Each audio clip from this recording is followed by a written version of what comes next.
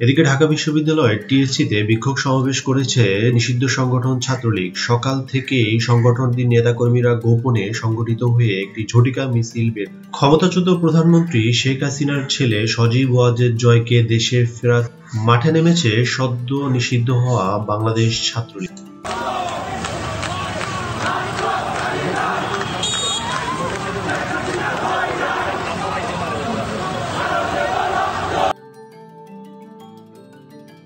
বিক্ষোভ মিছিল থেকে সমন্বয়ক এবং বর্তমান সরকারকে দেওয়া হয়েছে ৩ মাসের আলটিমেটাম।